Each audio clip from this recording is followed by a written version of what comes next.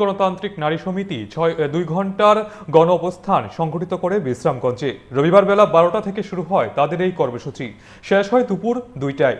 Bishramganj motor stand সংলগ্ন CPIM কার্যালয়ে জেলায় 31টি অঞ্চল থেকে নারীরা কর্মসূচিতে অংশগ্রহণ করেন। আলোচনা করতে গিয়ে নারী সমিতির জেলা সম্পাদিকা রেহানা বেগম বলেন, অর্থনৈতিক ও সামাজিক নারী সুরক্ষার সমস্ত ক্ষেত্রে বর্তমান সরকার আধিপত্যবাদ কায়েম করে রেখেছে।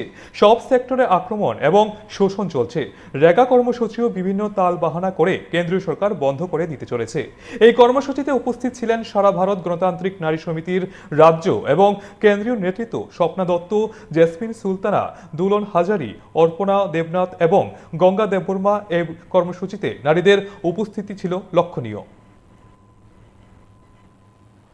যে একটা অবস্থা অর্থনৈতিক ক্ষেত্রে বলুন, সামাজিক ক্ষেত্রে বলুন, মানুষের সম্মান মর্যাদা সেটাই বলুন, নারী সুরক্ষার ক্ষেত্রে বলুন, কর্মসংস্থানের ক্ষেত্রে বলুন, সমস্ত জায়গায় আইন শৃঙ্খলা বলুন, সমস্ত জায়গায় আজকে একটা আধিপত্যবাদ কায়েম হতে যাচ্ছে, যেটা ধীরে ধীরে প্রতিটা সেক্টরে সেখানে সমাজের রন্ধ্রে রন্ধ্রে সেটা ঢুকিয়ে দেওয়া হচ্ছে।